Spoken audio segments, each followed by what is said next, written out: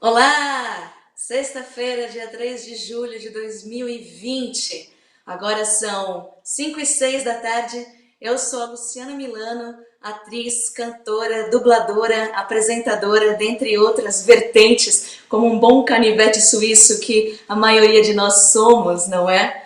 Seja muito bem-vindo, muito bem-vinda, muito bem-vinde a mais uma live do movimento Artistas Unidos Brasil. E desde já eu quero agradecer as parcerias, que sem elas essa live não seria possível acontecer, que são o Guia do Ator, a Dami Filmes, o Saté de São Paulo e a equipe da deputada Benedita da Silva, que está aqui brilhantemente sendo representada por sua assessora da pasta de cultura e que é uma pessoa fundamental para a Lei Aldir Blanc, e já já vocês vão saber por quê. Bem, vamos aos nossos assuntos de hoje. Hoje serão dois.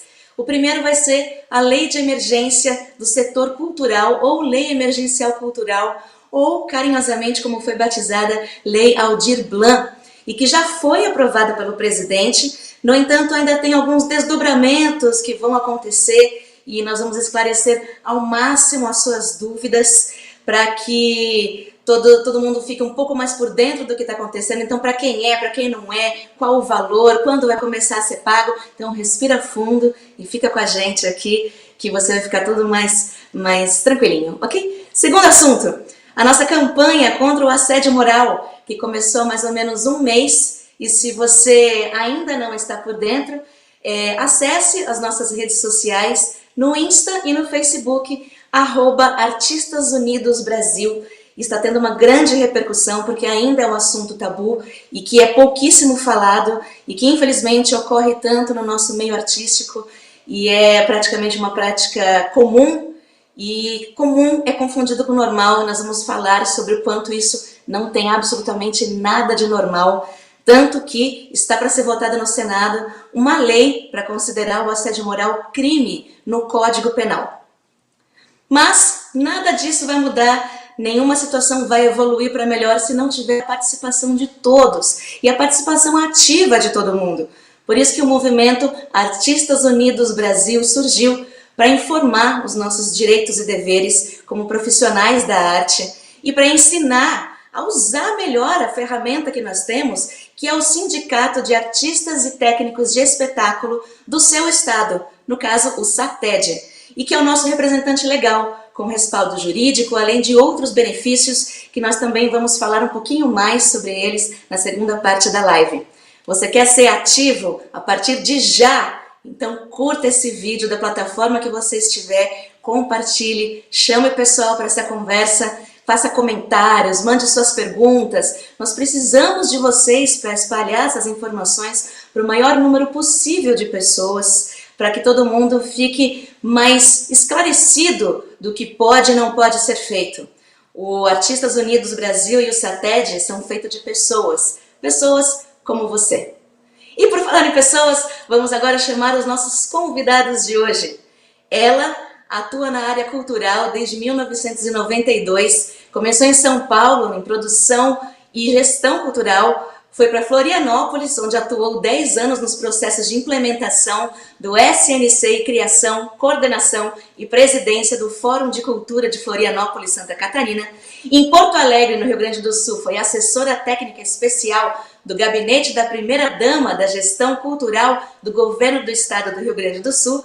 De 2011 a 2015, já em Brasília, foi coordenadora do CNPC SAI-MINC, Ministério da Cultura, e de 2015 a 2016 ficou com a missão de ampliar e fortalecer princípios básicos de participação social e estrutura básica da pasta que foi extinta. Assumiu a gestão da Fundação Brasileira de Teatro na Faculdade de Artes Dulcina de Moraes e atualmente, de 2019 para cá, é assessora da presidência da Comissão de Cultura da Câmara dos Deputados e coordenadora do processo de projeto de lei 1075 de 2020, sob o comando da deputada Benedita da Silva, autora do PL. Sua formação é publicidade e atualmente cursa gestão pública, pois se apaixonou pelo legislativo e possui mais de 23 especializações na área cultural, muitas promovidas pelo extinto MINC, Ministério da Cultura, junto ao Sebrae e FGV. Muito bem-vinda, Cris Ramires. Obrigada. Obrigada, E gente. ele... Muito obrigada a você. E ele é licenciado em Letras pela Universidade de São Paulo, tem pós-graduação em Teoria do Teatro, foi coordenador do projeto Formação de Público da Secretaria Municipal de Cultura de São Paulo, de 2001 a 2004, é representante de artes cênicas da CAAPC, Comissão de Averiguação e Avaliação de Projetos Culturais da SMC, de 2007, e da 16ª Comissão do Programa de Fomento ao Teatro para a cidade de São Paulo, em 2010. É autor também do romance Vertigem, escrito a partir da pesquisa da Companhia Insurgente, da qual é integrante, coautor do livro A Luta dos Grupos Teatrais de São Paulo por Políticas Públicas para a Cultura, de 2008, com Iná Camargo Costa, e dramaturgo de diversos textos teatrais, dentre eles Bomba Meu Fusca, Cidade Submersa e Macunaíma na Rua. Desenvolveu atividade docente em curso de artes cênicas no Senac São Paulo e em 2012 ministrou o curso Modos de Criação e Produção no Teatro de Grupos da cidade de São Paulo na FFLCH USP, a convite do Centro Angel Rama. De 2012 a 2017 foi diretor da Cooperativa Paulista de Teatro e em 2018 assumiu a presidência do SATED São Paulo. Muito bem-vindo, Dorberto Carvalho. Salve, salve Lu, salve Cris. Grande saudação a todos que estamos assistindo nesse momento. Salve, muito obrigada para vocês dois pela presença, de verdade. Aqui é uma honra estar conversando com vocês. E vamos direto ao assunto, porque temos um tempo contado, não é? Vamos então adentrar a Lei Aldir Blanc. Cris, por gentileza, então, para quem não é a Lei Aldir Blanc e quem pode e quem não pode pedir esse auxílio? Oi, gente, uma boa tarde para todos. Mais uma vez, obrigada pelo convite. Obrigada aí também de estar com um grande parceiro, que é o Dorberto, do SATED São Paulo, e a todos que estão nos assistindo, né? A deputada Benedita da Silva, como vocês sabem, ela estaria hoje, né, com vocês, mas em função da pré-campanha, ela teve uma agenda muito especial, junto com a base presidencial do partido. Ela precisa começar orientações para a campanha, e ela vai estar, nesse momento, também apresentando o projeto de campanha dela, então por isso que ela não está conosco. Eu desejo um abraço e uma boa live, uma boa reunião de trabalho para todos nós. Bom, sobre a Lei Aldir Blanc, como a gente conversou um pouquinho, nós tivemos algumas emoções, né? Digamos que tudo que trata a cultura nesse país não são missões fáceis, né? Então, bom, a lei, quando começaram a surgir os decretos referente à calamidade pública e o fechamento, né, de algumas instituições em função de um início de um isolamento social, nós, por estarmos na Comissão de Cultura, e inclusive na semana do dia 12 de março, que foi quando surgiu, inclusive, o primeiro decreto aqui já no Distrito Federal foi no dia 14 de março, né? Para quem não conhece, Brasília é uma cidade de absoluto trânsito, não só pelas embaixadas, mas também pela questão dos parlamentares, né? Só na Câmara dos Deputados são 513 deputados, sendo que destes, pelo menos, 500 moram fora de Brasília. Então, foi fechado em função de eliminar a possibilidade de uma grande expansão do coronavírus. E, na ocasião, nós estávamos entregando o relatório da Comissão de Cultura de 2019, e a deputada me chamou e disse: Cris, né, nós não poderíamos mais, inclusive, frequentar a Câmara de Deputados. Eu acho que todos ficaram sabendo que o primeiro grupo que chegou dos Estados Unidos, né, da comitiva do presidente, estava com coronavírus, e o Congresso Nacional ele tem uma ventilação só. Então, realmente, nós somos orientados a nos retirar, ir para casa, quem pudesse trabalhar em casa e trabalhar com plantão. E a deputada disse: Cris, nós temos que fazer alguma coisa para a cultura, porque as coisas vão começar a fechar de uma forma total no Brasil. Isso demorou 3 dias, gente. Isso foi no dia 12. No dia 15, o Distrito Federal já com decreto de calamidade, os espaços culturais, cinemas e teatros absolutamente fechados, os editais todos cancelados, né, em função das programações, para não acarretar mais prejuízo aos artistas que tinham contratado palco, iluminador, ou seja, toda a equipe técnica, e quem trabalha na área sabe que isso acarreta. E aí nós começamos a pensar e a desenvolver, a deputada pediu que fosse construída ali, junto à consultoria legislativa da Comissão de Cultura, através da minha coordenação com ela, essa primeira minuta da lei. E na ocasião nós nos debruçamos para atender aqueles profissionais. É importante lembrar que estava sendo discutido na época a renda básica, mas o programa da renda básica, ele já tem praticamente, ele atende uma parcela da população que vive em vulnerabilidade social. Então, compreendendo a realidade dos artistas, e até por ser uma área que obrigatoriamente não pode exercer profissão, não é uma questão de você querer ou não querer, você é proibido, você não pode exercer a profissão por risco de vida e de você contaminar os outros também. Nós nos debruçamos nesse processo e nós esperávamos construir uma lei que ela ampliasse todas as possibilidades dentro das legislações vigentes já na cultura brasileira, muitas respaldadas pela Constituição Federal, que por estarmos na comissão, estarmos com o relatório de 2019, que o Dorberto, inclusive, participou de alguns processos conosco, né, Dorberto? As políticas não estavam sendo executadas, né, as emendas vetadas, o orçamento sem execução, quer dizer, nós tivemos 2019 com menos de 27% de execução do orçamento da pasta da Secretaria Especial de Cultura, né? Digamos que após o golpe de 2016, a tendência foi diminuindo, ali na gestão entre 2017 e 2018, a coisa meio que avançou, mas nós sabemos que a cultura realmente, a situação seria muito grave, porque não só os editais vinham com restrições e censura, como também a parte dos artistas e, né, e dos mestres do conhecimento, principalmente, muitas vezes, você só tem um certificado de mestre reconhecido pelo Ministério da Cultura, né? Não, e também toda a parte cultural, a gente foi vetada, né, do auxílio emergencial primeiro que estava correndo dos R$600. E aí veio essa lei para poder suprir justamente quais profissionais, vai cobrir quais pessoas dentro do setor? Bom, a ideia é o seguinte, a quem atender todo profissional da arte, né, todo trabalhador da arte e cultura.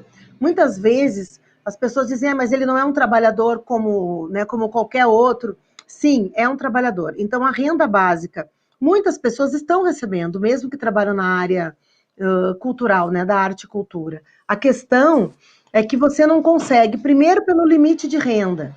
Segundo, porque nós tivemos durante os últimos 10 anos, né, contando isso até 2016, uma luta muito grande para incluir no CNAE as profissões da arte e da cultura, né? Como vocês sabem, o MEI foi ampliado para atender os artistas. Então, reconhecendo a dificuldade e sabendo das especificidades não só do trabalhador da cultura, mas do microempresário, do MEI, né, das demais profissões que não se enquadravam dentro da renda básica, nós resolvemos ampliar, fazer uma lei específica, porque é um setor que é um ecossistema, nós temos defendido isso, a cultura é um ecossistema, é um setor que ele é transversal em todas as demais áreas de profissões e trabalhos no Brasil, e requeria, de fato, por ter uma Constituição do qual atende os direitos culturais, que devem ser respeitados como direito fundamental, e existe uma cadeia de profissionais nas diversas pirâmides, né, da profissão. Nós temos desde do artista, do roteirista, do diretor, nós temos o cara que monta o palco, e sem ele ninguém sabe montar o palco como ele. E nós temos os técnicos de luz, Exato. Então, quer dizer, nós temos o pessoal de dança de roda, nós temos uns espaços culturais que são educativos no Brasil inteiro, no interior, para todas essas pessoas, né? Mas como que nós vamos provar quando for entrar com o pedido que a pessoa ela realmente é profissional do setor cultural artístico? E como fica, você falou muito do MEI, né? Mas como ficam os artistas que muitos foram obrigados por várias produtoras a abrir ME, né? Empresa ME. É por CPF, é pelo ME, é por MEI? Como fica essa parte, Cris? Olha, a lei, gente, assim, quando ela foi construída, né? Que ela já veio sendo construída pelos encaminhamentos que nós recebemos. Nós recebemos, na ocasião, em torno de uns 500 documentos, já meio que dizendo, olha, gente, isso aqui a gente precisa estabelecer para salvar o setor. Só que uma lei, ela não pode engessar e criar mecanismos que cabem ao executivo. Então, eu gosto sempre de colocar isso, que é muito importante a gente aprender sobre os três poderes, né? Então, a lei, ela sempre tem um objetivo de amparar um setor já pelas legislações e pelos mecanismos vigentes no país, ou criando mecanismos para isso. Então, quando essa lei foi criada, nós, junto com o Fórum de Secretários, de Prefeitos e a CNM, que tem sido muito parceira e feito um trabalho muito bacana com os municípios, de construir uma lei que ela pudesse possibilitar aos entes federados, já que na ocasião nós estávamos primeiro sem secretário, depois a Regina Duarte assumiu, teve aquela entrevista catastrófica, e nós sabemos que na ocasião ainda, a Secretaria Especial de Cultura, ela segue hoje dividida entre duas pastas, ela está entre na metade na cidadania, metade no turismo, e ela possui o orçamento, hoje está no turismo, mas me parece, foi falado ontem, eu não sei, porque eu ainda não conversei com a pasta, que também tem uma parte do orçamento na cidadania. Então, quando nós pensamos na descentralização absoluta desse recurso, é porque nós já estamos cientes de que nos últimos 3 anos, quem tem segurado o setor cultural são os municípios e os estados brasileiros. Né? Conforme eu já falei, a execução de menos de 23%, o não repasse dos recursos. Nós temos hoje parte do Brasil que tem os recursos das políticas públicas, principalmente os pontos de cultura, desde 2017 com um recurso na conta, e eles não podem mexer porque o governo federal não autorizou. Então, nós compreendemos que seria muito mais correto e adequado os setores que trabalham de cultura, né, que trabalham com a cultura, atenderem e criarem junto à sociedade condições reais para atender. Então, tem muitas perguntas, Luciana, que eu não vou ter como te responder. Por quê? Até foi por isso que a gente fez a cartilha, porque nós tivemos que deixar aberto, porque tem questões que cabem ao executivo. E são inconstitucionais o legislativo pontuar, até porque qualquer fechamento, né, quando você coloca todas as frases, todas as palavras de uma lei, depois eu vou falar sobre o veto, para vocês entenderem por que eu estou dizendo isso, ele subentende-se de uma lei, de um acordo, né, no Congresso Nacional e Legislativo muito maior. Então, nós compreendemos que estados e municípios possuem os seus mecanismos, a sua realidade e a sua comunidade, né? Muitos defendem o setor e veem a cultura como um fator de desenvolvimento social e econômico, como de fato é e se comprova em vários dados, em várias pesquisas. Inclusive, Cris, me deixa só aproveitar esse gancho, né? Quem está assistindo, pessoal, manda aqui um comentário de como é a situação no seu município, como está o setor, o que tem acontecido, o que você tem feito para tentar sobreviver, o que você tem ouvido falar de como vai ser implementado isso no pedaço que você mora. Pode continuar, Cris, por favor. Tá, então a lei ela foi criada para que os estados e municípios, né, inclusive assim, na própria cartilha que nós colocamos assim, eu separei porque compreendo em 2 mecanismos. Os mecanismos diretos, que é a questão da renda básica, ou seja, os municípios, os estados vão ter que desenvolver uma política muito complexa, né? E depende de um regulamento do governo federal. Então, não caberia a nós, o legislativo, nós criamos a lei e todas as possibilidades possíveis. Agora, a sociedade vai ter que cobrar, junto a instituições como o SATED, para adequação e para que sejam, para que cheguem nessas pessoas, né? Para que sejam atendidos pela lei emergencial.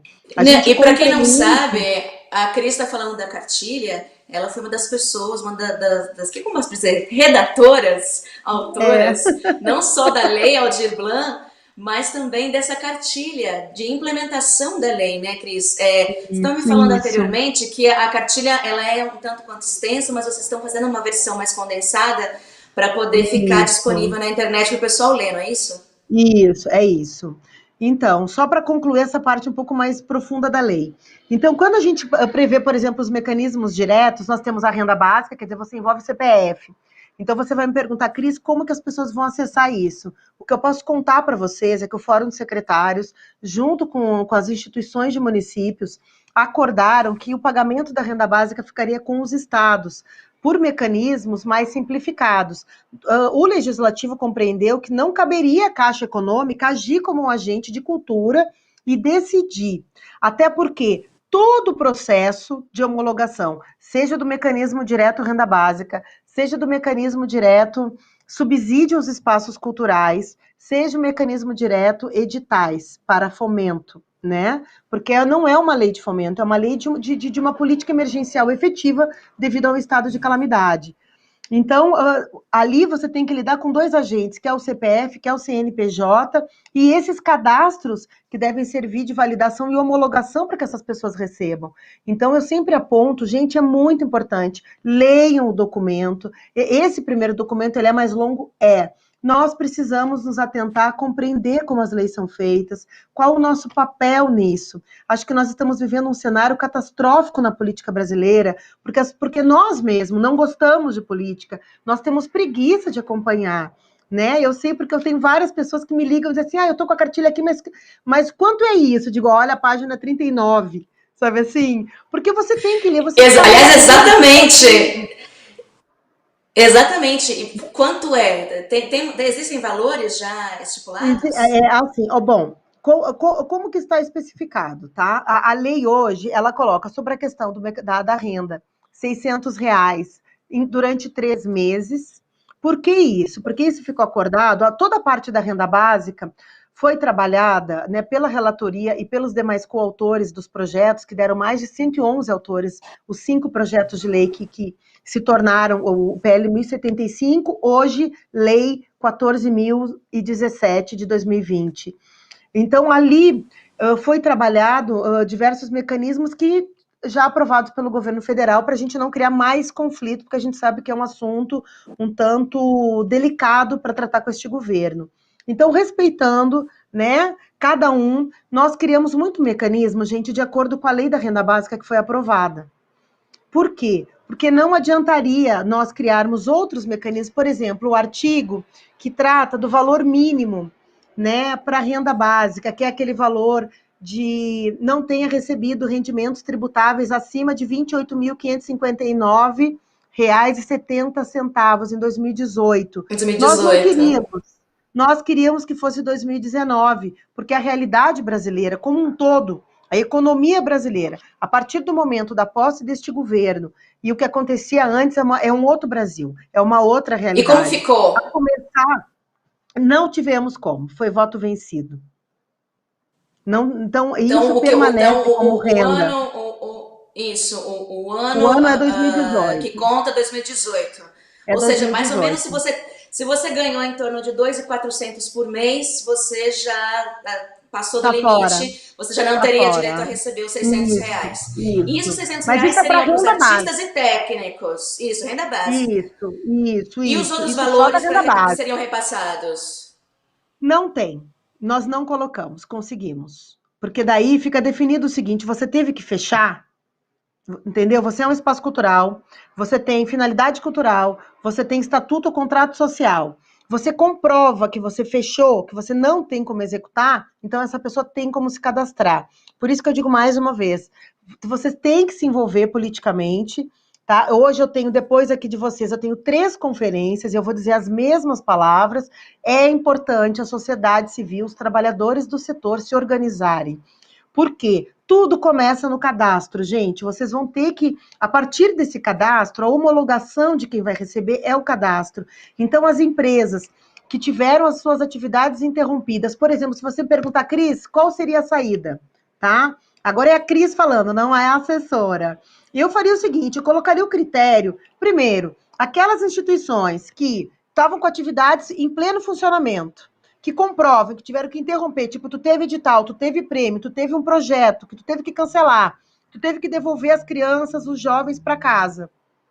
Eu tenho 2 instituições aqui nessa situação, que eles faziam aquela agenda complementar escolar. Teve que interromper. Essa pessoa não tem mais como bancar. Ela está pagando os funcionários, porque ela não pode deixar as pessoas sem receber, porque as pessoas vão passar fome, não tem dinheiro para comprar remédio, não tem dinheiro para comprar sabonete. Nós estamos fazendo campanhas aqui, e eu, particularmente, tenho ajudado 3 áreas do jeito que posso. Eu divido as minhas compras do mês com essas pessoas, porque eu sei e compreendo a situação. Então, nós chegamos nesse ponto. Então, esses serão os critérios.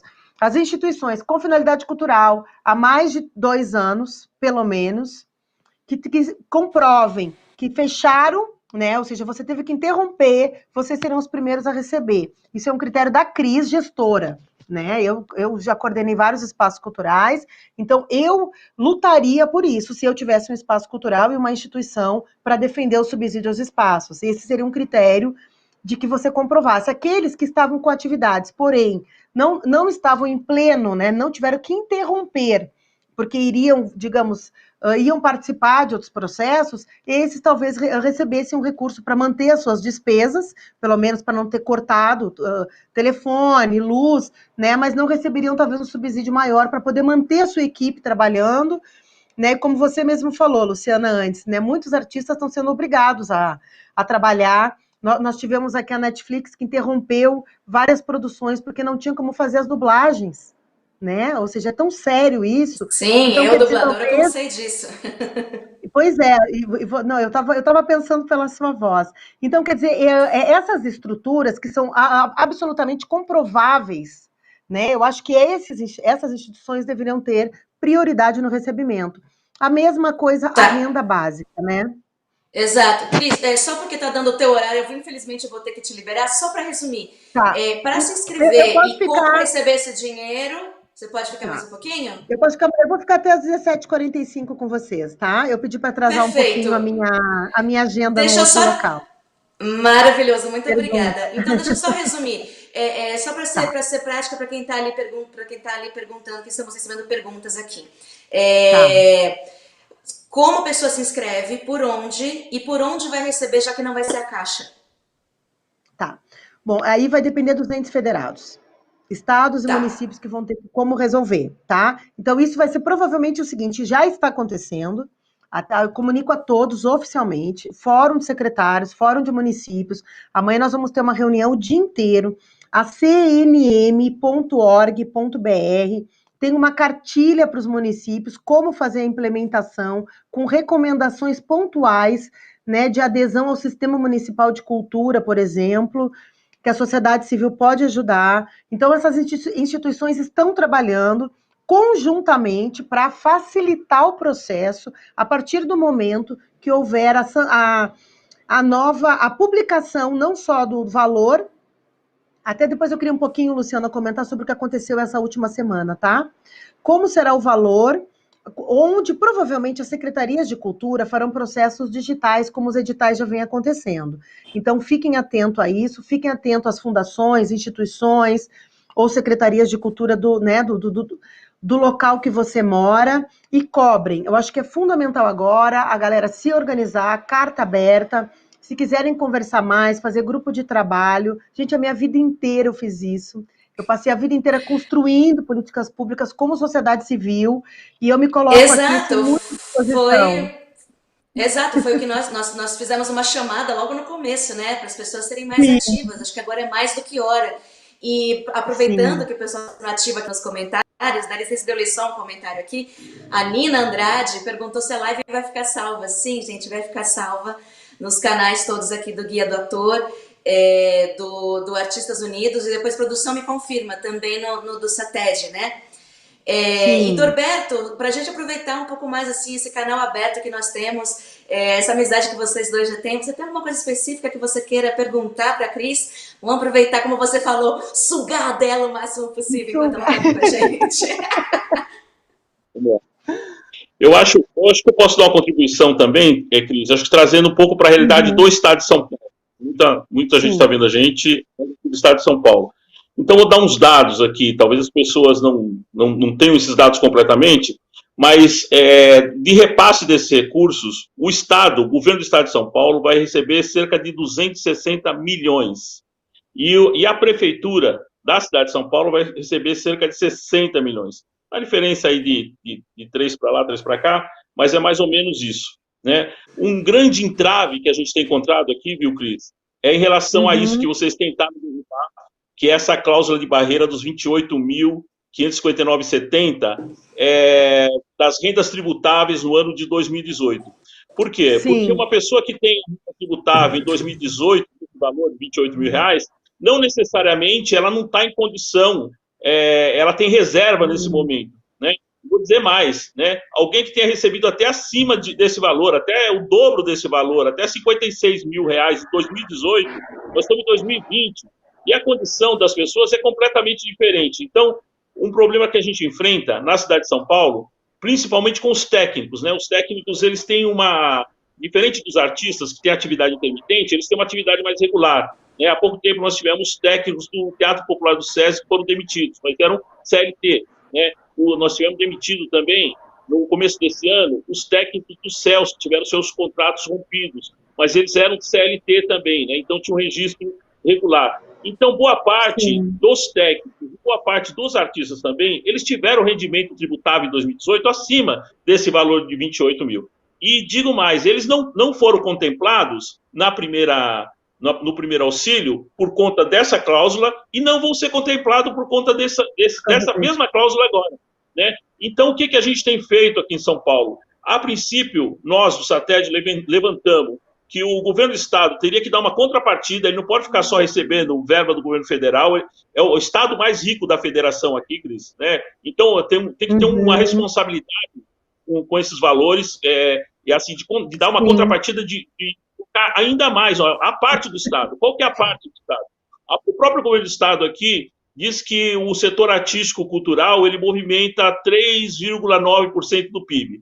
A gente já fez essa continha e dá 74 bilhões de reais. Ora, se o setor movimenta 74 bilhões de reais, o Estado de São Paulo tem que dar uma contrapartida, sim.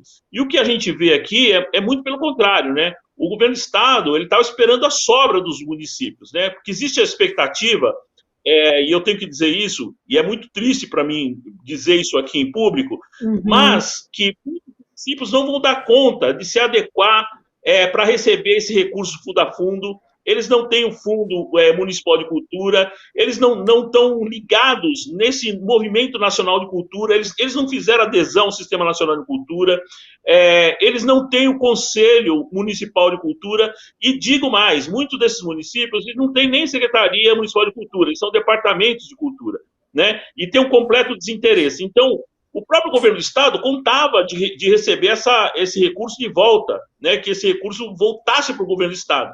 E agora, a gente sabe que pela medida provisória, né, o governo Bolsonaro exige que esse recurso volte em 120 dias para o governo federal. Eu até acho, né, como se está colocando emenda agora nesse momento, né, que a gente estava conversando em off antes da live, está iniciando emendas para garantir que fique no estado. Ficar no estado representa que as entidades culturais, os trabalhadores da cultura, têm que se organizar para disputar esse valor, né? Inclusive, Norberto,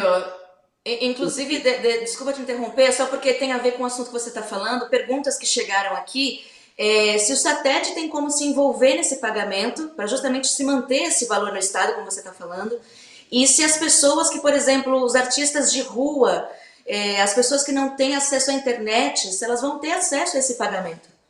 Você falou de municípios que não estão tendo acesso, né, a essa parte da legislativa, mas e os artistas que também não estão tendo acesso aos municípios, ao pessoal que gera os municípios, né? É um ótimo questionamento. Então, vamos lá, vamos adiantar, só concluir o que a gente está pensando em relação aos técnicos. Nós estamos pensando em negociar com o governo do estado que a contrapartida do governo do estado seja para esses trabalhadores não abrangidos pela lei, né, que estão em situação de dificuldade. Olha, os técnicos estão tão em uma situação de penúria que estão questionando uma grande manifestação em plena pandemia na porta da secretaria. E nós estamos negociando agora eu vou propor isso para uma reunião na secretaria com o secretário Sérgio Saleitão, para ver como a gente equaciona isso, porque não pode deixar inúmeros trabalhadores de fora. Agora, o que o sindicato está fazendo para intermediar isso, eu adorei a pergunta, porque é o seguinte, o sindicato ele foi muito assediado tanto pelo governo do estado como pelo município que tem interesse no nosso cadastro. Vamos dizer o seguinte, o SATED ele emite o registro profissional, então nós temos no mínimo, estou chutando no mínimo porque assim, muitos registros se perderam da outra gestão, mas no mínimo a gente deve ter lá uns 15 mil, né, cadastros. Agora tem um questionamento ético que eu quero deixar de público. Qual que é o questionamento ético? Qual que é o direito que o SATED tem de repassar esse cadastro para o governo do estado sem ter segurança de que como vai ser utilizado isso, sem autorização das pessoas, né? Esse dilema ético é que está impedindo um pouco que a gente repasse esse cadastro direto para o governo do estado ou passe para a prefeitura. O que a gente está pensando da maneira de intermediar isso, e a gente abrir a proposta de cadastramento dentro do próprio site do SATED, que as pessoas possam se inscrever, né? E quando inscritos, a gente juntar esse material e mais as pessoas que estão cadastradas no sindicato e que queiram autorizar que o SATED entregue esse cadastro para o município, não só o município de São Paulo, mas a Grande São Paulo, nós somos 645 municípios, que a gente tem autorização de fazer isso. Só que a gente já está sabendo que a Secretaria de Estado da Cultura já está organizando esse cadastro. Então, o que a gente tem pensado, na verdade, nós estamos pensando para além dos trabalhadores profissionais. Então, tem um questionamento dos artistas de rua. A gente tem um cuidado e tem um carinho grande com esses trabalhadores que não são, vamos dizer, profissionalizados, porque eles são, na verdade, são o celeiro da atividade artística profissional, né? Tanto esses artistas de rua, mas como o pessoal dos saraus, né?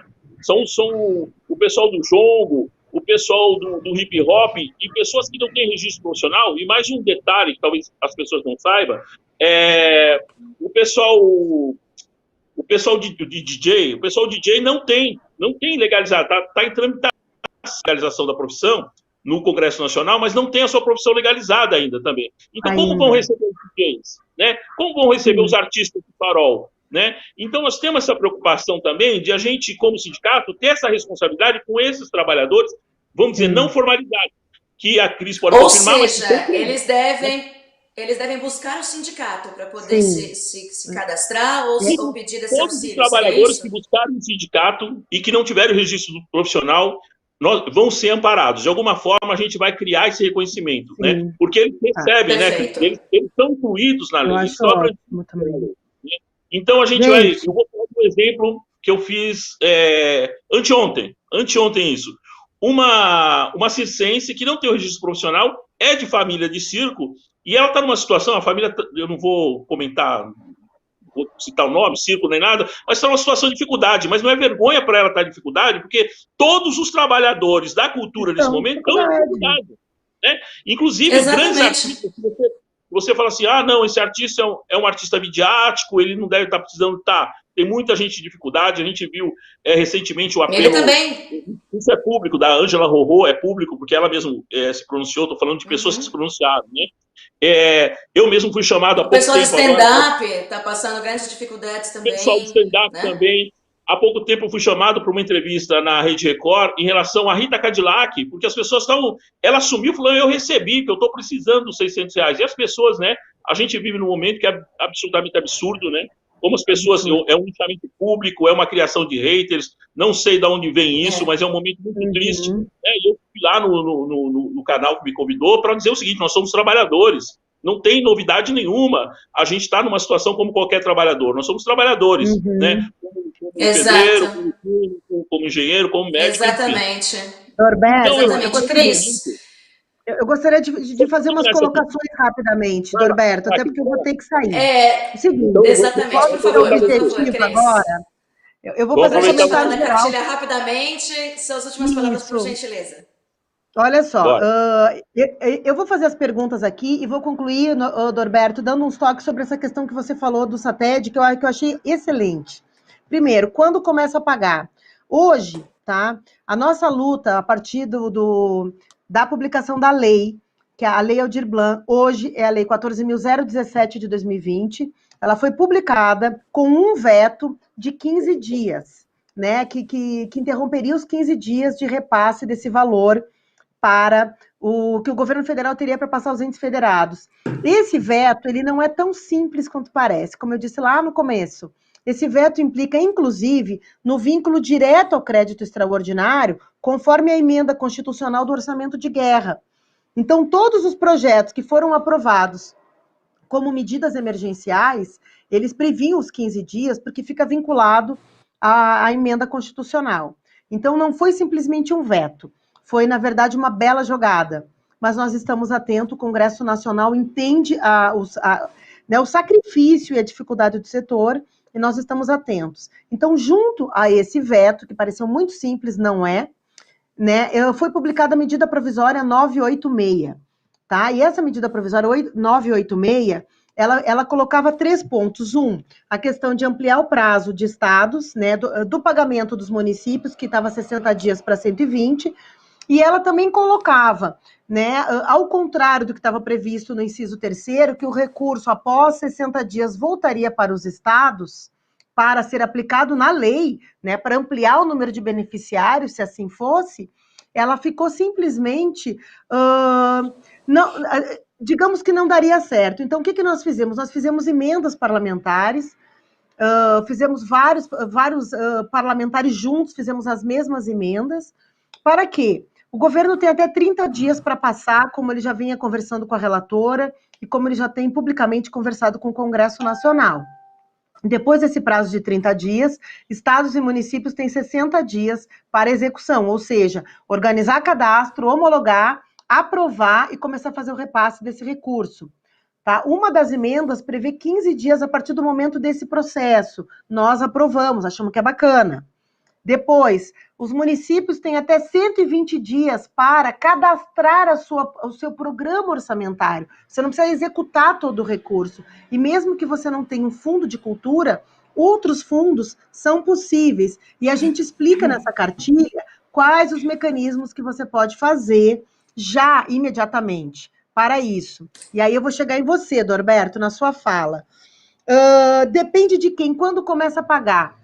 Só mais um adendo. Depois desses 120 dias, depois de 120 dias que o dinheiro chegou no município, se o município não conseguir executar, ou seja, ele não precisa concluir o repasse, ele tem que cadastrar o programa orçamentário, tá? Que a cartilha diz, porque é bastante técnico, você tem que dizer que você vai cadastrar tantos milhões para tal programa que vai sair de tal lugar, tá? Mas que isso é bem técnico mesmo. E aí nós colocamos uma emenda que o recurso volte para os fundos, para que sejam usados, porque nós, não só pelos dados apresentados pelo IBGE, do número de trabalhadores brasileiros, ele avança os 5 milhões previstos no projeto, né? Nós temos aí, IBGE lançou uma pesquisa Números da Cultura 2019, todos podem acessar, ela foi publicada em novembro, tá? Então, quer dizer, com certeza, nós não sabemos até onde vai a pandemia no Brasil. E quem está quebrado, quanto mais você tiver amparo, ou mecanismos do Estado te amparar, eu digo Estado, União, né? Muito melhor. Se nós não conseguirmos aprovar essa emenda, nós pedimos que o prazo seja 180 dias depois do município dizer que não consegue usar o dinheiro. Porque vai que nesse mecanismo a gente consegue aplicar alguma lei, alguma normativa, a gente consegue negociar para que esse recurso fique. Então, uma coisa que agora, Dorberto, sobre a questão do SATED, eu acho que é importante, a gente se atentar ao seguinte, essa lei, ela não é uma lei que vai ser vinculada a um convênio. A execução de um convênio, como o Siconv, por exemplo, por isso que nós estamos conversando muito de perto com o Ministério da Economia e do Turismo, e eles estão sendo muito abertos nesse sentido, de que haja uma plataforma mais ágil, e existe a plataforma Mais Brasil, que você consegue esses recursos normalmente. Por quê? Porque um prazo de um convênio, tá? Como é a prática, tanto de repasse de emendas, quem conhece, ou a próprio repasse de uma lei Rouanet, a quantidade de mecanismos demora de 6 a 9 meses para a execução desse recurso. Nós precisamos que esse recurso chegue no máximo em 30 dias nos estados e municípios, e com legislação muito delicada. A maioria dos estados e municípios brasileiros não possui legislação de emergência, até porque devem se basear. Mais uma vez, Luciana, como eu te disse, essa cartilha, ela cita todas as leis que envolvem todos os processos da Lei Emergencial da Cultura e de tudo que está acontecendo no Brasil. Então, Deixa eu aproveitar teu gancho, então, Cris. Só para avisar o pessoal, a gente fala muito da cartilha. Isso, a gente fala bastante da cartilha. A cartilha, gente, tá nas nossas redes sociais, tá lá no Facebook do Artistas Unidos Brasil. Procura no Face. Se você tiver dificuldade, procura no Insta, que a gente vai colocar o link na bio, para vocês terem acesso a essa cartilha, que a Cris fez com tanto carinho, tanto cuidado, e ela está comentando aqui bastante. Porque, assim, eu acho Cris, que... para você encerrar o que você está comentando. Tá, eu gostaria de colocar o seguinte, Dorberto. Todos os estados e municípios terão que fazer uma medida provisória, um decreto-lei, para a execução da lei Aldir Blanc, tá? E eu achei muito bacana a pergunta também sobre a questão do SATED, porque eu acho que Eu não acho, é recomendável, tecnicamente, que estados e municípios criem comissões com as instituições formalizadas que possam amparar os artistas. Porque na própria regulamentação, Norberto, a secretaria pode publicar que os sindicatos cadastrados, eles podem apresentar os seus cadastros que, né, que trabalham em cooperação junto à Secretaria Estadual de Cultura. Então, esses mecanismos são recomendáveis, cobrem, gente, cobrem porque isso é legal. A lei, ela tem essa abrangência de contar com a participação social. A deputada Benedita tem defendido, não foi uma lei criada pelo Legislativo, foi uma lei criada pelas exigências que o setor precisava para um momento de emergência. E a cartilha, ela foi criada de uma forma mais longa mesmo, porque tem várias pegadinhas, né? Então, para você compreender todos esses processos, nós estamos vivendo um momento muito delicado, gente, e é fundamental a gente compreender como funciona o nosso país para que não deixemos nunca mais isso acontecer. Para concluir, como será fiscalizado? Mais uma vez, Norberto, e galera que está nos ouvindo, tem que ter conselho estabelecido, sociedade civil organizada, vale sim na Constituição Federal, a participação social é prevista em Constituição Federal, organizem-se e cobrem a representação dentro de uma comissão para fiscalização. Tá? Não é para receber amigos do rei, são os trabalhadores que estão passando fome, que não tem como pagar aluguel. Então, é fundamental o envolvimento da sociedade civil? Sim. Outra questão, como as pessoas acessam, você já falou, e referente às questões das empresas, que faltou. Né? Nós deixamos muito aberto as empresas, e tem também questão, Norberto, daqueles que você também perguntou, Luciana, para concluir de vez, que eu preciso entrar na outra, é o seguinte, aquelas pessoas que não se enquadram, eu acho que na parte do cadastro, né, eu até na cartilha cito, inclusive, gente, o da Receita Federal, nós no Conselho Nacional de Política Cultural, nós utilizávamos a base da Receita Federal, porque ela já vem com o protocolo de segurança, por CPF e por Estado, então era legal da gente fazer esse controle, e ali já tem os campos básicos que você pode implementar alguns, no próprio link, Norberto, se precisar, porque ele tem a fiscalização já do governo federal, então a prestação de contas vai ficar mais fácil lá no final, tá? Eu acho que era bom pegar esse toque também. Então, esses artistas que não se enquadram nos 28 mil, que eles passam a parte de edital. Então, que aqueles que possuem a renda fiquem para a renda, aqueles que se enquadram. E os outros mecanismos, os próprios espaços culturais, de repente, podem negociar festival, coisas para o futuro, ou, né, ou aquelas profissões como literatura, roteiro, desenho, artes plásticas que você faz sozinho, que você possa produzir imediatamente e receber antecipadamente também, porque a lei prevê isso, e isso daí é uma das questões também que está separadinho ali, porque quando você olha a lei, você fala, nossa, o que é isso aqui? Então eu separei e fiz os comentários didáticos, analisado por 5 comissões na comissão, né, da Câmara dos Deputados e o nosso coordenador Renato Diliori, da Comissão de Cultura, que é um dos consultores legislativos da casa, porque nós não poderíamos ser nem, assim, tendenciosos de cair, né, num equívoco de dizer como o executivo vai trabalhar, mas o legislativo pode apontar melhores práticas, sim, e é o que nós estamos fazendo. E vocês precisando, o Norberto direto, vocês precisando falar comigo, agora eu tenho algumas conferências em estado, já que vão discutir isso, como que vão fazer o cadastro, como que a prefeitura já está indo para a Assembleia Legislativa, a aprovação da lei com esses mecanismos. Então, espero que eu tenha ajudado. Se tiver alguma pergunta, posso complementar depois, tá? Se quiserem conversar muito, depois... Cris, muitíssimo obrigada. Muito obrigada por manter gente. esse canal Parabéns aberto. pela live Obrigada também. de verdade. Muito Beijo obrigada pra pela vocês. participação, Cris. Um beijo. Até a próxima, querida. Boas várias lives ao longo do dia aí que eu sei que você vai ter. Que fantástico, hein, Norberto, poder ter uma pessoa assim, né? Uma pessoa tão importante para essa lei, não só para uma e a Cris é parceira, né, lá do Congresso Nacional, da Comissão de Educação, a Comissão de Cultura da Câmara, a antiga Comissão de Educação e Cultura, né? E a gente sempre é bem atendido lá. Eu queria só pontuar uma coisa, para não parecer o seguinte, ó, o satélite que está tomando conta de como vai ser o cadastro. Não, existe um comitê estadual. Vamos esclarecer. Existe um comitê estadual, existe uma reunião de prefeitos, de secretários de cultura, existe uma organização nacional, existem inúmeras organizações na periferia, o pessoal da periferia, eles falam por eles mesmos, eles estão muito bem organizados, né, através dos fóruns de cultura, principalmente na cidade de São Paulo, através dos fóruns de cultura.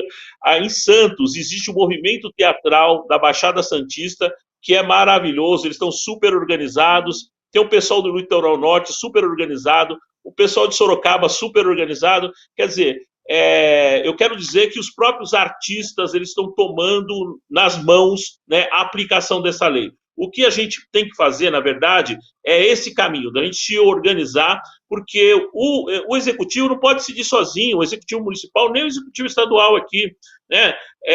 A gente sempre fala assim, se a gente deixa na mão deles, vai ficar só para os amigos. Tudo bem, se possa haver qualquer exagero nisso, mas é o seguinte, o processo democrático tem que englobar todas as entidades, tem que englobar todas as organizações de movimentos. Eu acho que a sociedade civil, principalmente aqui no estado de São Paulo, está super organizada, não é só o satélite que está nessa luta, e faço muito gosto que não seja só a gente, porque tem muita gente. Os Atores Unidos são muito organizados, estão nessa luta, prova essa live aqui, nesse momento, dessa preocupação, né, com a categoria.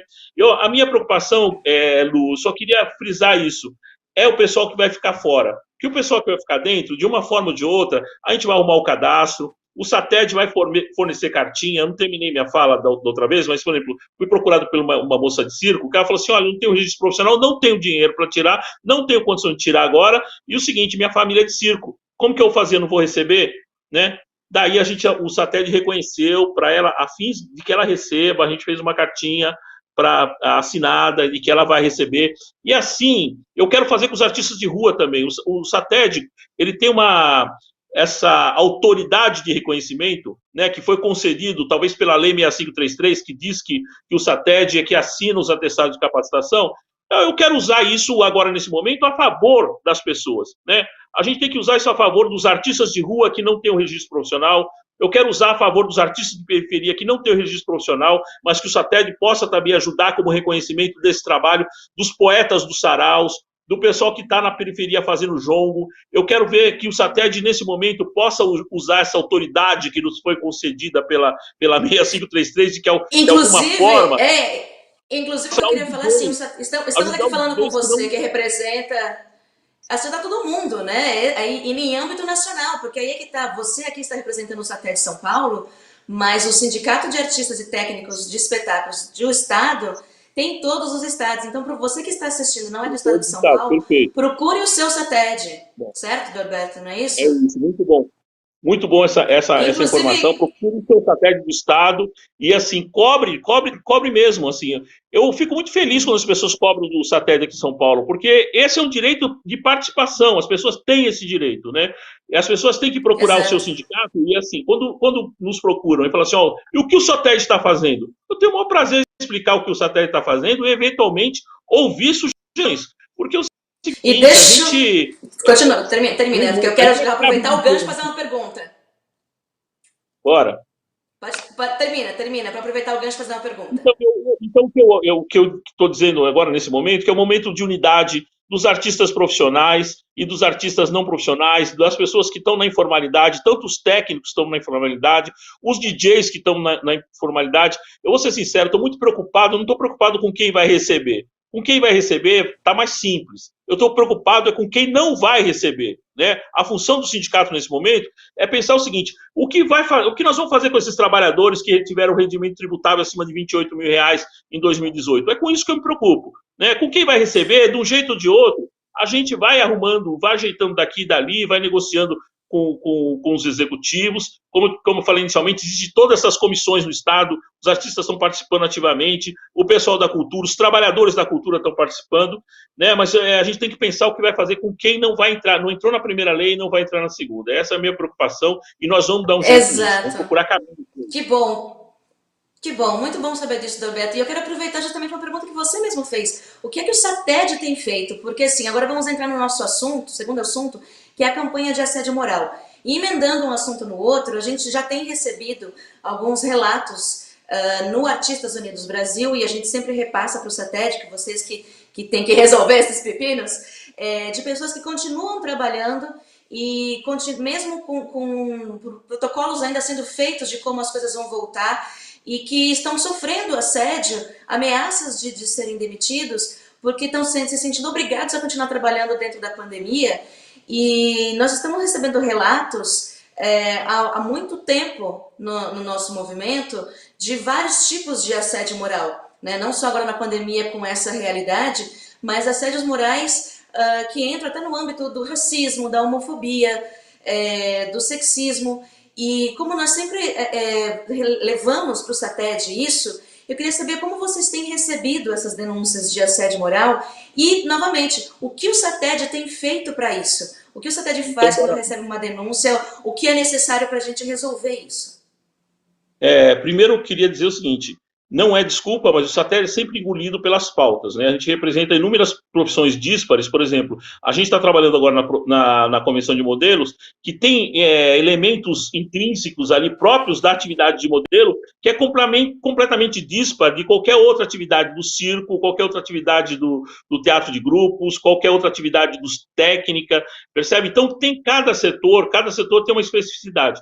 A questão do assédio moral, ele pega toda a categoria, né? E assim, a gente já sofreu, já foi provocado, vamos dizer assim, já foi provocado a tomar posicionamentos em relação aos modelos, né? E recentemente está sendo provocado em relação a esse assédio moral nos musicais, né? Primeiro que é de se lamentar completamente, né? À medida que a gente é provocado É horroroso isso, né? é horroroso e assim, as pessoas não adianta, porque algumas pessoas não se desculpam, viu, Lu? Desculpa a sinceridade, a gente vai ter que resolver na justiça mesmo. O sindicato tem um departamento jurídico que eu me orgulho bastante, que assim, é muito eficiente. Pra vocês terem uma ideia, a gente tem de ações até, a gente foi o primeiro sindicato que fez ação contra o Roberto Alvim, naquela primeira bobagem que ele falou. A gente tem ação contra o presidente da Funarte, que é um preposto lá do Carlos Bolsonaro. A gente entra, eu brinco com os meninos do jurídico, a gente entra até disputa de par ou ímpar. Mas a gente tem que fazer isso como sindicato, né? E essa questão do assédio moral, eu vou fazer uma meia-culpa. Talvez seja um tema que a gente talvez devesse entrar mais, o sindicato tem que entrar mais nessa questão, porque assim, ela não é uma questão simples, como você falou, ela envolve questões de racismo, questões de homofobia, né, e outros questionamentos que são muito e ela ainda está na esfera trabalhista e civil, né, e está parada no Senado para que seja votado, para que entre na esfera do Código Penal, na esfera penal, né, para que seja realmente entendido como crime. Eu torço para isso, né? Torço para que seja entendido como crime, porque do meu ponto de vista é crime realmente, né? Peço para que todas as pessoas que se sintam ameaçadas, que se sintam vítimas dessa prática, que procure o sindicato, né? Em nenhum momento o sindicato vira as costas para qualquer reclamo, do reclamo mais simples, né? Um pouquinho antes da live eu estava discutindo uma questão de direito autoral, que é uma questão, do meu ponto de vista, simples, mas a pessoa falou, não, isso não é tão simples assim. E a gente tem que entender que as questões individuais, elas não são simples, né? Não adianta a gente querer fazer julgamento, nós como sindicato, fazer assim, eu quero fazer o julgamento se isso é simples ou complexo. Não, toda a questão de assédio moral, ela tem que ser julgada com rigor, e ela tem que ser julgada, segundo você falou, né, e a gente espera que seja aprovado, que seja inserido no Código Penal, mas o nosso ponto de vista é tratado na lei. Não adianta a gente achar que vai resolver com conversa. As pessoas, dou uma observação minha própria, as pessoas que hoje, ela se desculpa, ela retrocede na posição, amanhã ela volta a fazer a mesma prática, né? Então a gente tem visto isso no Brasil, não só em relação ao assédio moral, em relação a muitas outras questões de injúria, de calúnia e por aí afora. Então, eu acho que entrar. Exato, é exatamente isso. É o que você falou, deixar registrado, ou seja, fazer a denúncia. Mas antes de chegar nesse ponto da pessoa que sofreu o assédio fazer a denúncia, vamos definir o que é assédio moral? Posso ler o que nós encontramos? Inclusive num curso gratuito que existe, tá? No site do Senado. É um curso sem tutoria, se você for procurar, sobre assédio moral. Nós achamos a seguinte definição. repetição deliberada de gestos, palavras, orais ou escritas, e ou comportamentos que expõem os servidores ou as servidoras, empregados e empregadas, ou estagiários e estagiárias, ou ainda o grupo de servidores ou servidoras, ou empregados e empregadas, a situações humilhantes e constrangedoras, capazes de lhes causar ofensa à personalidade, à dignidade e à integridade psíquica ou física, com o objetivo de excluí-los ou excluí-las das suas funções ou de deteriorar ambiente de trabalho. E aí, Dorberto, nós começamos a fazer uma campanha, dentro dos relatos que a gente veio recebendo, começar uma campanha contra o assédio moral, e nós fizemos uma pesquisa um pouco generalizada, porque não conseguimos até tantas pessoas assim, comparado ao número de artistas que existem no país. No entanto, em 2 dias nós conseguimos mais de 300 testemunhos sobre assédio moral. E cada frase que nós íamos fazendo, nós íamos lendo, ia dando um brulho no estômago, ia dando um mal-estar tão grande. E por que você acha que as pessoas que sofrem isso, que passam por isso, muitas delas não fazem nada, elas não têm coragem de denunciar, ou se denunciam, não têm coragem muito de ir adiante, elas são até às vezes incentivadas por algum jurídico que ela foi atrás a não continuar porque está mexendo com um peixe grande. O que a gente fala para essas pessoas, Norberto? Olha, Lu, eu vejo isso aí mais ou menos com a relação, como eu vejo a questão da violência doméstica. Por que que a vítima não denuncia o agressor? Eu vejo mais ou menos nessa mesma linha. Mas eu acho que, assim como a Lei Maria da Penha, ela veio para encorajar a mulher a se posicionar, pedir medidas protetivas e encorajar a mulher a denunciar mesmo os agressores. Eu acho que essa questão do assédio moral, a gente, como sindicato e como categoria, mesmo os atores unidos que fazem esse belíssimo trabalho, a gente tem que procurar caminhos para encorajar mesmo essas pessoas para que tomem posicionamento. Já teve caso, vou abrir o jogo aqui, a gente já teve caso de pessoas em musicais que sofreu assédio, que, olha, eu mesmo não aguentaria 10% do que a pessoa aguentou, sem abrir um processo. Só que a gente chamou a pessoa para conversar, falou, olha, a sua situação é insuportável, você não pode aceitar isso, né? Daí o argumento, lógico, não tem nem porque toda denúncia do sindicato a gente coloca em anonimato, tá? Deixar bem claro, né? A gente nunca cita nomes. Isso é muito importante de dizer. Para as pessoas se sentirem mais à vontade para denunciar. Então, nesse caso específico que eu estou citando, é o seguinte, a pessoa não quis levar em frente o processo, mesmo com o amparo jurídico do sindicato, porque ela pensava o seguinte, se eu abro o processo, eu vou ser prejudicado nos outros trabalhos, eu não estou saindo fora da profissão, né? Eu faria isso se eu fosse abandonar a profissão. Eu tenho que continuar a trabalhar, essa pessoa está dentro do mercado. A gente sabe, vamos jogar bem aberto aqui, esse mercado da arte, cultura e entretenimento, mesmo se você pegar um pequeno nicho, não tão pequeno, né? Eu estou falando pequeno, cuidado, eu tenho que tomar cuidado com essas palavras, mas do teatro musicais, que não é pequeno, mas é um mercado que as pessoas se conhecem. Se você pegar o mercado da publicidade, não é pequeno também, mas é um mercado que as pessoas se conhecem. Então, as pessoas que são vítimas dessas práticas, elas se sentem ameaçadas na possibilidade de arrumar os outros trabalhos. Como resolver essa questão? É difícil também, é muito complexo, inclusive para nós como sindicato, porque são questões de foro íntimo. Você não pode dizer para a pessoa, a gente faz o papel de orientador, a gente orienta, a gente tem um jurídico que orienta, só que a gente não pode tomar posição pela pessoa, né? Eu vou dar um exemplo. Há uns 15 anos atrás, eu dava aula no projeto e tinha uma menina que vinha toda marcada. Eu contei essa história várias vezes, para mim é repetitivo, mas eu vou contar que vale a pena a gente entender como funciona isso. E daí as alunas falaram assim, olha, professor, tem uma moça aqui que ela apanha do marido todo dia, e todo dia ela vem machucada. O senhor precisa conversar com ela. Eu falei, tá bom, vou conversar com ela. Eu falei, moça, é isso, você sofre violência doméstica, você não quer ajuda para denunciar, eu vou com você para a delegacia, eu, professor, eu vou com você, eu ajudo a denunciar, a gente faz uma denúncia lá, e você pede um afastamento, as medidas protetivas, que hoje é tão comum, né? Não sabia nem que era tão comum assim, uma amiga minha que estuda isso, Ela falou, você não sabe quanto tem de medida protetiva na cidade de São Paulo. Ela falou, você não faz ideia, né? Às vezes a gente não tem noção mesmo. Mas como é a pessoa que está envolvida nesse universo jurídico de defesa das mulheres, né, e da questão da violência doméstica, ela falou, tem muita medida protetiva. Hoje é muito comum ter medida protetiva. Então, esse afastamento do agressor seria fundamental.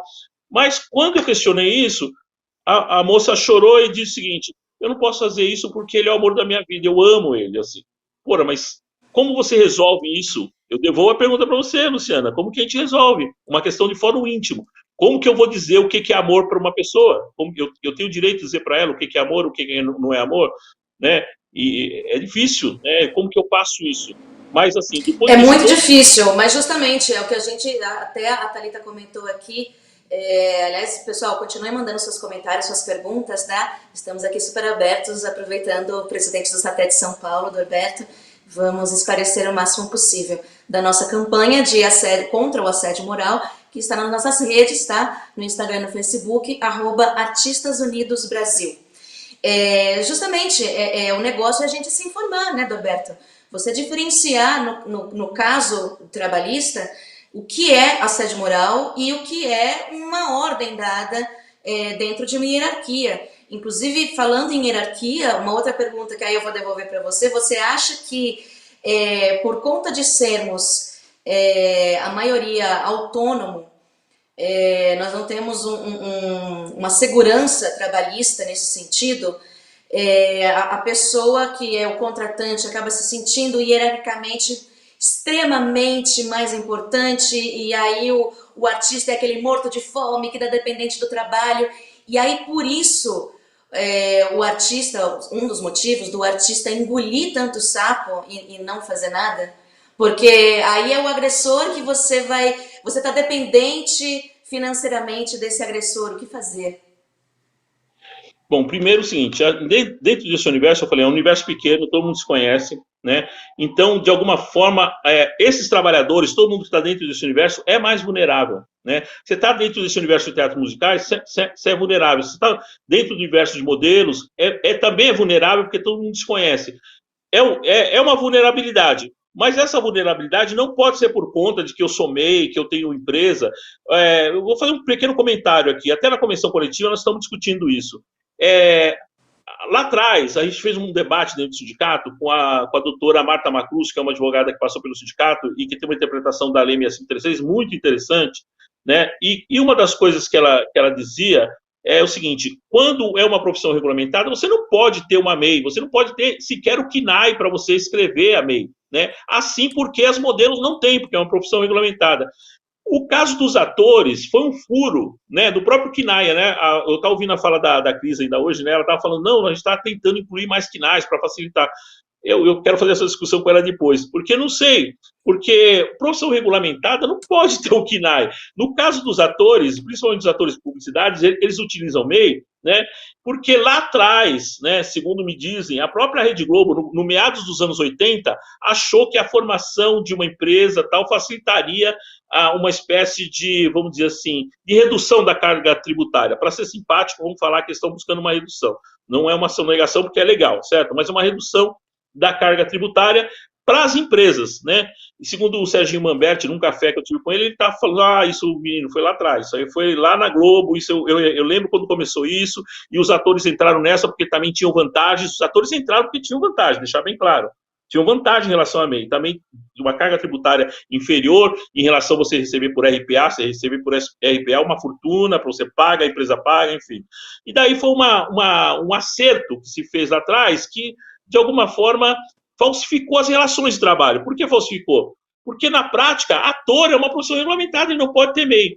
Daí você fala assim, então, mas como que eu tenho MEI? Como tem o KNAI? Não tem o KNAI.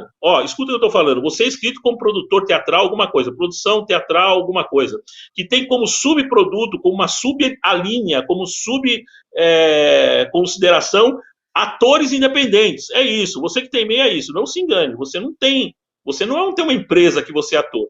E outra coisa que está na fraude das relações de trabalho é essa relação do que o seguinte, eu tenho uma empresa, mas eu sou empresário de mim mesmo. Eu discuto isso com os dubladores, é muito engraçado isso. Porque é o seguinte, olha, a empresa é minha, né? Vamos pensar numa empresa do Norberto Carvalho. Eu tenho uma empresa do Norberto Carvalho, quem que é o único empregado da empresa do Norberto Carvalho é o Norberto Carvalho. Quer dizer, isso é fraude nas relações de trabalho. É o que eu falo, e nós somos CEO de nós mesmos, né? Não, então, não existe isso. Né? Mas tudo bem, beleza. Então, eu queria aproveitar esse gancho, justamente isso. Gente, o Norberto está falando da Lei 6533 de 78, que é da CLT e que é a lei que rege o artista. E deixa muito claro, regulamenta a nossa profissão, deixa muito claro, não é porque nós não somos contratados por CLT com carteira assinada que essa lei não nos protege, muito pelo contrário, nos ampara totalmente, independente do modo que você é contratado. Essa é a lei do artista. Então, primeira lição de casa, leiam a lei 6533 de 78 da CLT. Segunda coisa, Norberto, falamos de denúncia e justamente de regulamentação da profissão. É preciso ser sindicalizado para poder fazer uma denúncia no sindicato de um assédio moral? Então, vamos lá, eu vou falar uma questão que é uma resolução de princípio dessa gestão, dessa diretoria. O que a gente pensa? A gente pensa o seguinte, vou falar bem linguagem simples. O sindicato perdeu os 10% dos shows internacionais, perdeu a contribuição sindical com a reforma trabalhista, a gente reduziu, a gente mesmo, quando assumiu o sindicato, reduziu de 1.530 a taxa do DRT para R$600, a gente perdeu receita. Então, o sindicato está praticamente quebrado na pandemia. Assim, não sei se dá para publicamente, até nem perguntei para a diretoria se podia abrir, mas assim, a gente tem dificuldade para pagar os funcionários, né? A gente está pleiteando empréstimo hoje junto à plataforma Desenvolve SP para ajudar a categoria, mas para ajudar o sindicato também, né? Para passar por esse momento. Então, a gente abaixou, a anuidade do sindicato era de 360, hoje essa anuidade é de R$150, é menos da metade. Pensando o seguinte, de que eu calculei, dá menos de R$12, bem, que seja menos de R$15 por mês. Pensa nisso, e daí o seguinte, a gente já fez isso para ter os trabalhadores ali. Então, eu vou falar da nossa visão em relação da utilização do jurídico. A gente tem a seguinte posição. Quando é uma demanda individual, olha só, Luciana Milano tem uma demanda individual contra uma empresa X, né? Então, a Luciana Milano tem que ser sindicalizada, porque quem é beneficiário dessa questão judicial é a Luciana Milano, certo? Um artista do circo, ele tem uma questão individual contra o circo. Quem é beneficiado? Essa é a pergunta. Esse é artista de circo. Agora, é o seguinte, tem uma questão de racismo na categoria. Tá certo?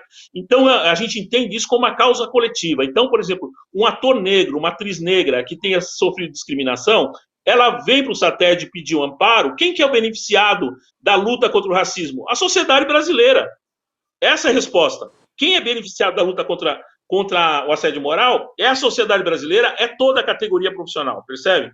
Então, é o seguinte, essas causas coletivas que a gente chama, o SATED encampa, a gente gasta dinheiro. Eu vou dizer o seguinte, a gente paga, é bem isso mesmo, né? A gente paga para entrar nessas causas. Por quê? Porque a gente gasta dinheiro e não tem retorno. Por quê? Porque é função do sindicato lutar contra o racismo, é função do sindicato lutar contra a homofobia, é função do sindicato lutar contra assédio sexual, contra assédio moral. Então, essas questões não precisam ser sindicalizadas, tá certo? Essas questões a gente encampa.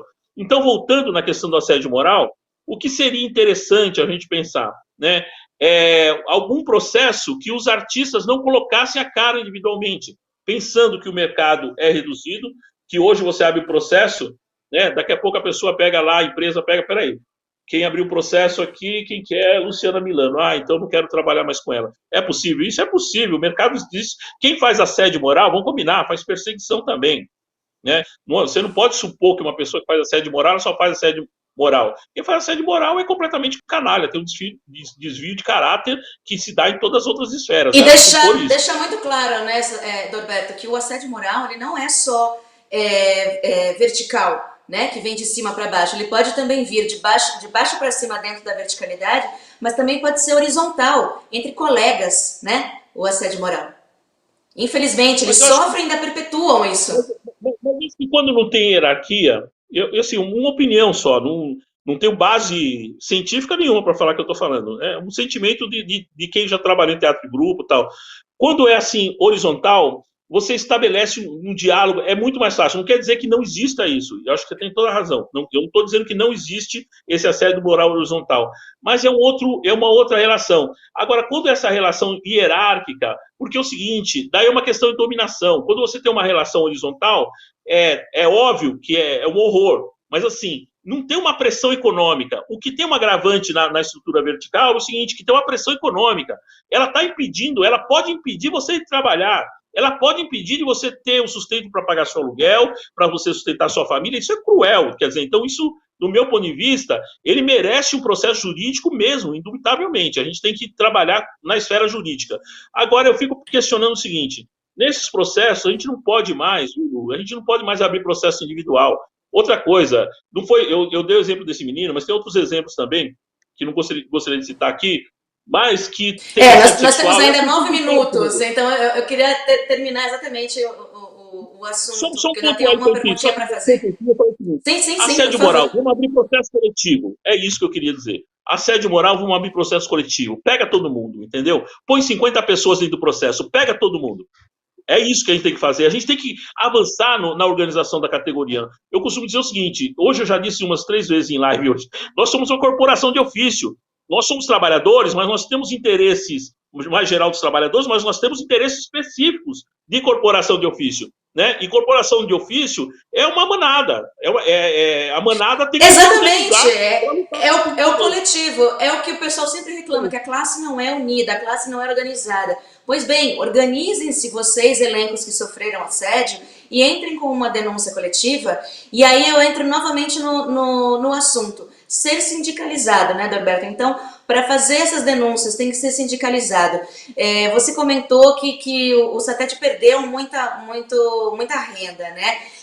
Houve um abandono do SATED por muitos anos, agora com a presidência nova, com a equipe nova, que estão aí, tô vendo todo mundo acompanhando vocês, arregaçando a manga, lutando por nós, e por isso que a gente continua pressionando vocês, para que tudo isso continue sendo resolvido. O negócio então, como nós trazemos mais pessoas para o sindicato, como nós trazemos mais associados, e queria que você falasse rapidamente um pouco mais sobre os outros benefícios, além de jurídicos, que o sindicato pode oferecer para as pessoas. Olha, nesse momento de o sindicato ter poucos recursos, eu acho que eu falei isso ontem e vou repetir hoje, talvez seja interessante, compara aqui com o sindicato aqui do lado da Argentina, que tem suplemento de aposentadoria, suplementação de aposentadoria. O que significa isso? Você se aposenta como artista, o sindicato faz um complemento para você ter uma vida digna. É mais ou menos o que o Banco do Brasil faz com seus funcionários, que a Associação dos Funcionários da Petrobras, né, o Fundo Petros, lá faz também com os trabalhadores. Nós estamos há anos-luz. Nosso sindicato hoje ele precisa se reorganizar. Na verdade, o sindicato ele tem, lógico, os benefícios, os convênios, mas eu falo que isso é penduricário, porque fora o convênio do SESC, que eu acho que é um convênio sólido, bacana também para as pessoas, você é sócio do sindicato, você utiliza o SESC, né? Hoje a gente está em reconstrução do sindicato, e a gente tem isso como perspectiva. Não, a gente não pode chegar para o sindicato hoje, um sindicato completamente quebrado, e falar, o que vocês me dão? Assim, eu te dou a luta, eu te dou a possibilidade de se organizar. Daí quando você fala, assim... quando você fala assim para mim, vocês estão lutando por nós. Eu agradeço você falar isso, é bacana, a gente se sente reconhecido, vocês falar isso. Mas olha, nós não estamos lutando por vocês, nós estamos lutando por nós também, porque eu sou ator também, eu não vou ficar eternamente no SATED. Eu quero sair do sindicato e fazer um videoteste amanhã depois, eu quero receber pelo videoteste, eu quero receber um cacheteste reajustado. Eu quero disputar, sei lá, fazer qualquer coisa, disputar um cast que não tenha pessoas reais. Na verdade, a gente tem os mesmos interesses. Eu quero que tenha políticas públicas. Eu sou de teatro de grupos. O que eu quero? Eu quero que cada vez mais tenham políticas públicas para amparar a produção teatral, para que você tenha liberdade de criação artística.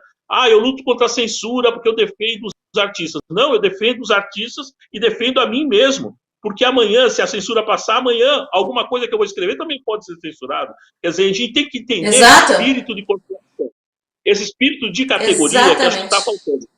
Né? Porque a gente fala assim... Exatamente, para isso... Termine. Pois não. Eu acho que a gente tem que se unir bastante agora.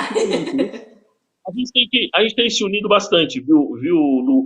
Olha, as modelos, a gente fez inúmeras reuniões, né? Tem fotos A gente fez a posse do sindicato com 1.500 pessoas. Qual sindicato faz posse com 1.500 pessoas? Qual sindicato que coloca 800 pessoas na FUNAT para discutir a DPF 293? A gente reclama, mas assim, a gente reclama, mas a gente está avançando. Senão a gente fica aquela... É exatamente o que a gente estava falando com a Cris, não é? A gente reclama, mas tem que partir para ação. E uma das grandes ações é se sindicalizar, se socializar. O Adalberto falou, a anuidade, eles desceram para R$150, gente. E aí nós vamos, de fato, nos unir como classe e ter o SATED, que é o nosso... Não adianta vocês choramingarem ou reclamarem ou tal. Vamos pesquisar. O SATED, ele é o nosso representante jurídico. Ele é o que nos dá o respaldo legal para qualquer uma das nossas lutas. É assim que a gente vai se unir, certo, Adalberto? É isso. É isso. E procurem o SATED. Procurem o SATED, procurem o Artistas Unidos Brasil. Nós estamos lá com a campanha contra assédio moral. Novamente, nos procurem, @Artistas Unidos Brasil, tanto no Instagram quanto no Facebook. Eu sei que no Instagram o SATED é SATED SP Oficial, mas no Facebook também, Adalberto?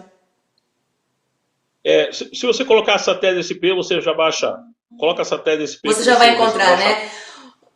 E procurem também o SATED do seu estado, se você não é do estado de São Paulo. Tem alguma dúvida, mande pra gente que a gente vai ajudar vocês a encontrar o sindicato que melhor te represente, tá bom?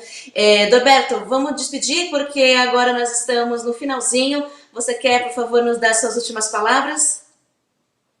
Primeiro é só agradecimento, agradecer os atores unidos, agradecer todo mundo que participou dessa transmissão, né, o pessoal que nos assistiu aqui.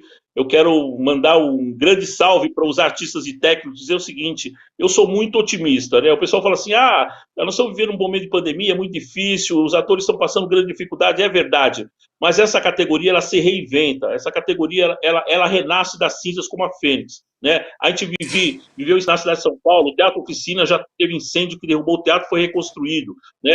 A gente já teve luta contra o CCC em 1968 aqui no Teatro Couto Escobar e o teatro se reinventou, né? A gente tem movimentos estéticos que eles vêm, vão, se reinventam, né? Os atores, os artistas, eles têm essa capacidade de se reinventar, de se reconstruir. Então eu queria apelar para essa nossa capacidade, para que a gente não abandone isso nunca, para a gente siga junto e considere o SATED como um parceiro, né? O SATED está de portas abertas para atendê-los, para atendê-las, e o que a gente puder parcerar com vocês, estamos juntos, né? Nós somos uma corporação. Perfeito. Nós somos uma parceria. Obrigado. É isso. Perfeito. Muitíssimo obrigada, Adalberto. Quero agradecer novamente, em nome dos Artistas Unidos Brasil, a parceria com o Guia do Ator e a Dami Filmes, não só o nosso SATED de São Paulo, mas também toda a equipe da deputada Benedita da Silva. Quem perdeu, depois vai ver, a live vai ficar salva. Primeira parte da live nós falamos sobre a lei Aldir Blanc, né, a lei 1075 do auxílio emergencial do setor cultural. O link da cartilha para a implementação dessa lei vai estar no Facebook dos Artistas Unidos Brasil. E uma chamada muito importante para todos vocês, para encerrarmos essa live lindamente, para chamar vocês para ação novamente, dentro do link, dentro da bio do Instagram do Artistas Unidos Brasil, lá na bio vai estar link para a votação, a consulta pública desse projeto de lei que pode colocar o assédio moral dentro do Código Penal e, portanto, colocá-lo como crime, ok? Vamos lá votar na consulta pública, que sim, nós somos a favor, e fazer com que essa votação ande, porque ela está parada no Senado desde o ano passado. Gente, muito obrigada. Novamente, eu sou a Luciana Milano, pelos Artistas Unidos Brasil. Nos vemos na próxima live. Cuidem-se e informem-se.